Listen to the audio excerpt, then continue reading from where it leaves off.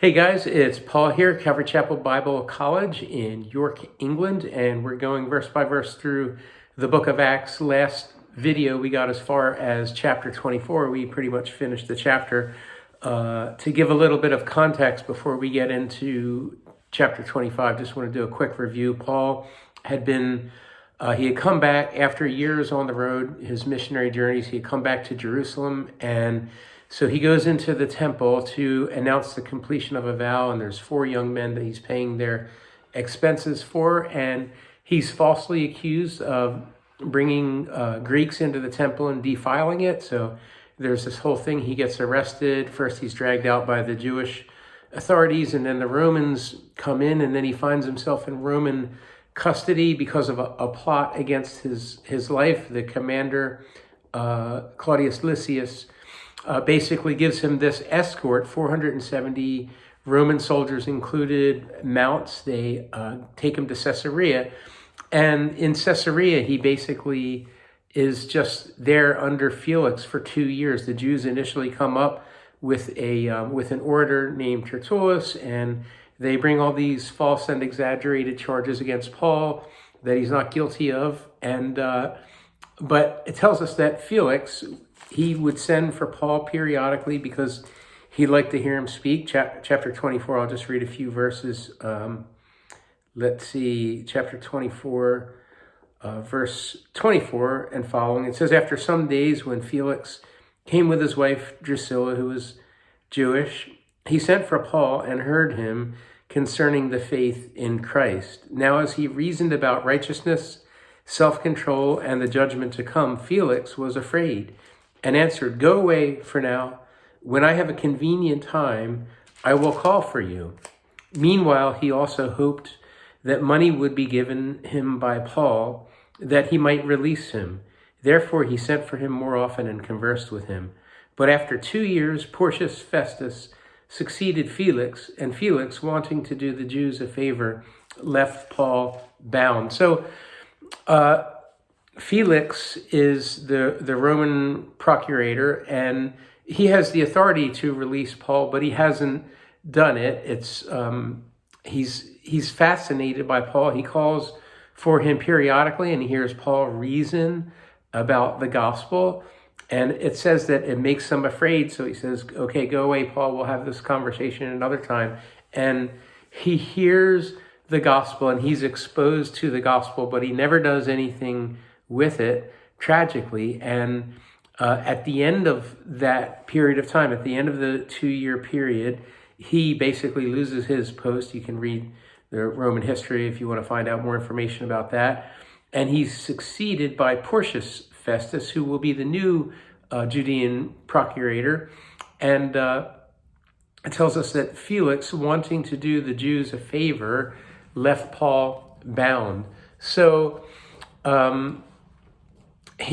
Felix knew perfectly well that Paul wasn't guilty of anything as it pertained to Roman law. Maybe even Jewish law, he's not guilty as it pertains to that.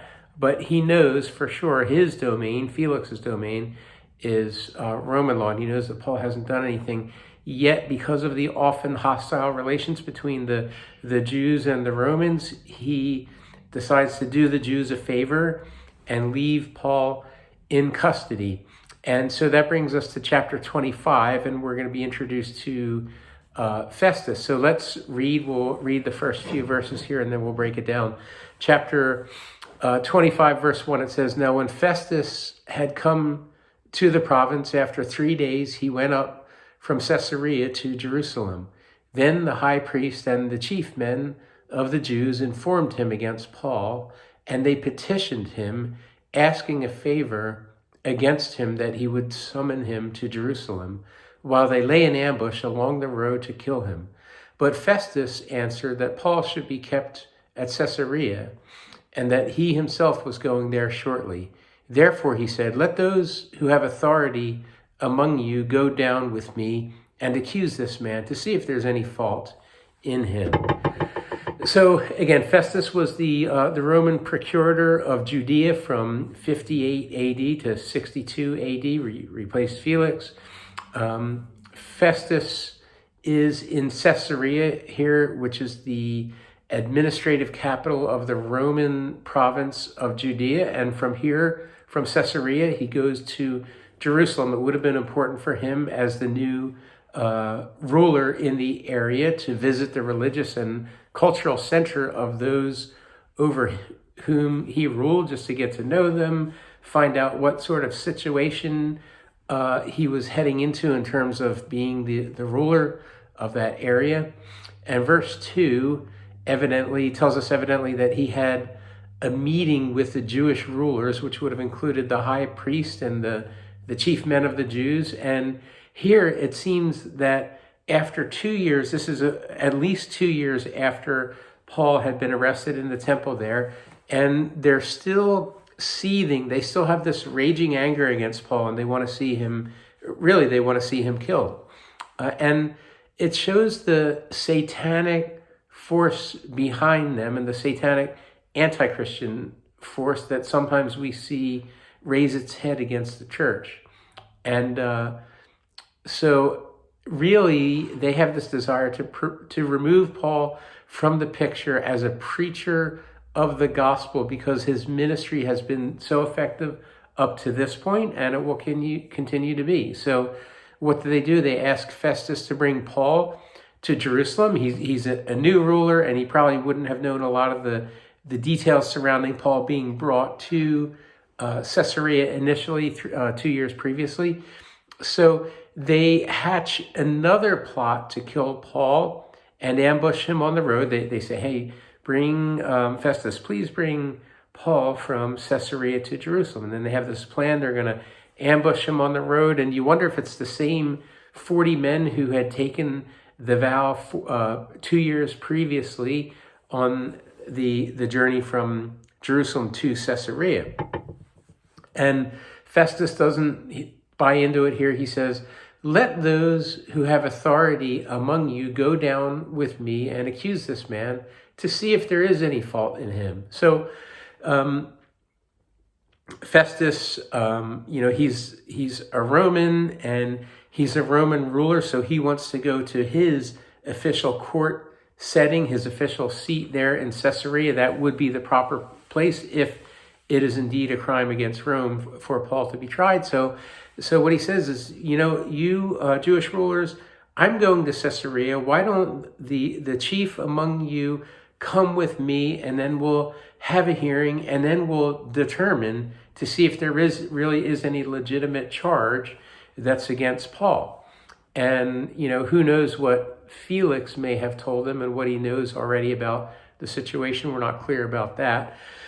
But anyway, verse 6, it says, when he had remained among them more than 10 days, he went down to Caesarea, and the next day, sitting on the judgment seat, he commanded Paul to be brought.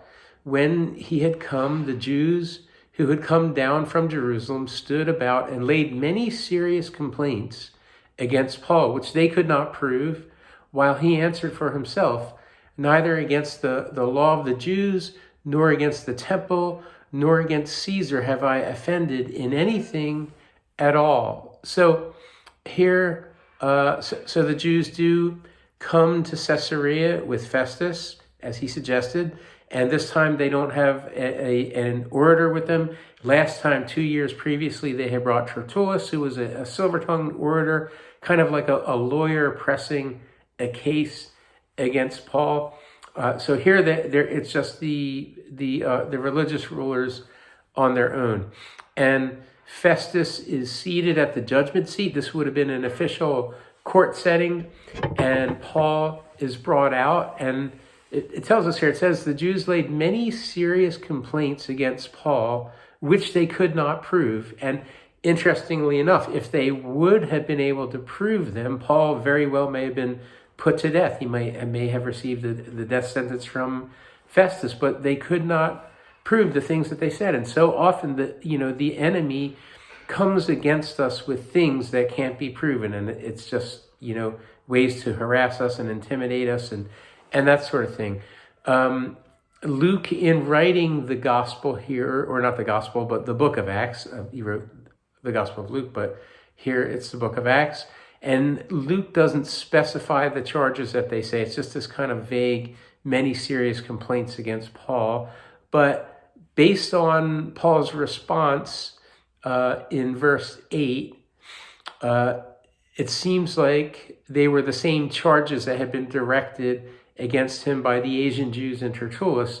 That is that he taught against the Jewish law, that he had defiled the temple, and that he was plotting really treason. They tried to make it seem like he was plotting treason against the Roman government. And Paul's response is essentially the same as it had been 2 years earlier. And that's the great thing about the truth. If you tell the truth, you never have to change what you say, because it's the truth, and it's not something that varies from season to season. So he gives the same defense that he had given 2 years previously. He says, neither against the law of the Jews, that is Moses, nor against the temple. He had been accused of defiling the temple by bringing Greeks into it. So he says, nor against the temple, neither against the law, nor against the temple, nor against Caesar have I offended in anything at all. So basically, he's categorically denying all of the charges against him. The religious charges are bogus. I'm not, if anything, I'm really upholding that which Moses delivered, the law, because all of that pointed to Jesus. And Jesus, the Messiah, is the fulfillment of the Old Testament writings. And what Paul says is that, so he hasn't offended in any way as it regards to Moses, because Christ is the fulfillment, and he's preaching Christ. And the temple, when he went into the temple, he didn't bring Greeks with him. They were 4 Jewish men who had completed a Nazirite vow, and Paul himself was completing a Nazirite vow, demonstrating that even he himself walked orderly as it pertained to the law, although he didn't hold to those things in terms of having any merit as it pertained to his salvation.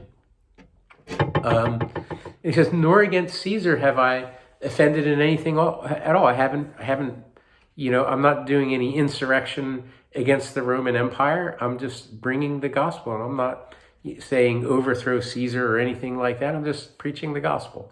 So, verse 9, we have that word but.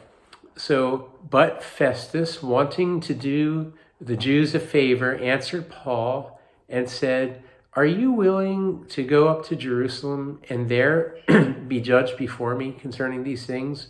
So Festus here, initially, he said, okay, we'll have the hearing that Paul, see what Paul has to say in Caesarea.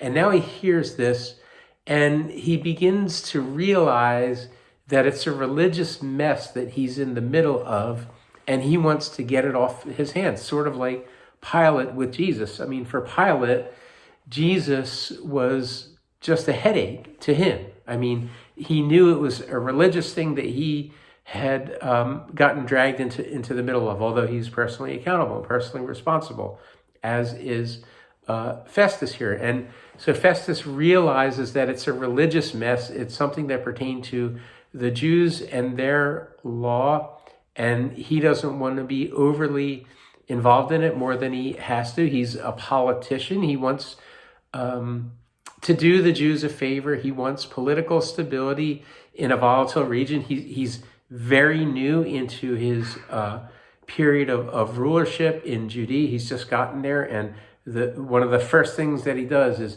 okay, we have this guy Paul who's left over from Felix, and we still haven't figured out. So he's just trying to get it resolved.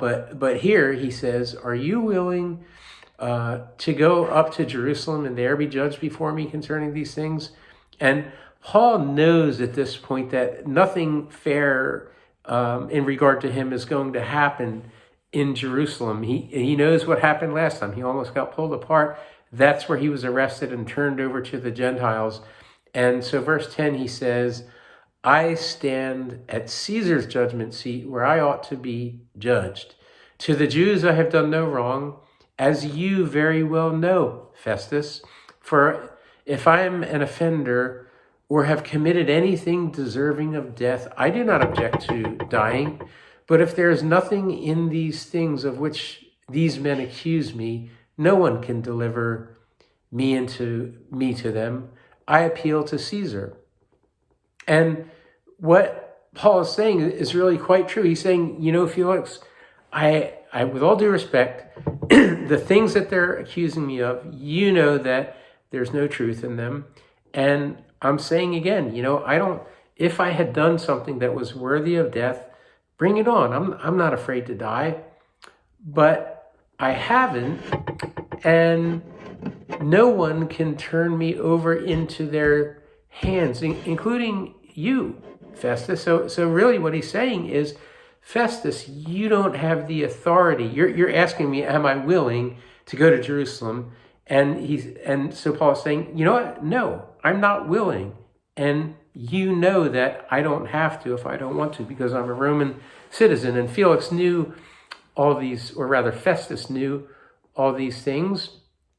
And what can we learn from this? And then, we'll pick up verse 12 in a few minutes, but what can we learn from this? Well, we have rights. We're citizens from various countries, wherever we live, and we have certain rights, and sometimes we perceive the Christian thing to do is to always turn the other cheek, or, oh, well, I'm not going to press that because, I don't want to cause a stir or anything like that. And there are definitely times that we shouldn't necessarily, just because we have rights, we shouldn't always demand, I want my rights and all that sort of thing, because that can get ugly at times unnecessarily. And, sometimes the Lord does call us to turn the other cheek. But at the same time, there are purposes and there are reasons why we shouldn't abdicate our rights, and we should, stand up at times for certain things. And Paul was a Roman citizen. And if you think about his ministry, he had spent the last however many years on 3 different missionary journeys, traveling around the Roman Empire, and a lot of times coming up against local rulers and regional governors and things like that. We know that in Philippi, he was wrongfully jailed and beaten, and he didn't take advantage of his rights as a Roman citizen then. And that was for another set of reasons, because there was a church at stake that was just getting ready to be planted, and there was the Philippian jailer who's going to come to faith. But there are times where, as Christians, God would have us exercise our rights, and God would have us oppose unrighteousness that we see in the world through, whatever legal resources we have at our disposal. And, we look at some of the ungodly laws that are being passed in the world today, in the United States, in Europe, and, some of them are being challenged in the Supreme Court and, the highest courts of the land and that sort of thing. And there is a time where, as we're led by the Spirit, that we should say, no, what you're doing is not right, and I'm going to exercise my right as it pertains to the law of the land, and I'm not just going to simply go along with this. And now let's think about Paul's situation. What did Jesus say to him in a vision a few chapters ago? And it's after he's been arrested in Jerusalem. And it says that the Lord appeared to him and said, be of good cheer, Paul, as you have borne witness for me, as you have testified for me in Jerusalem, so you must also bear witness in Rome. So Jesus is telling Paul that he's going to make it to Rome.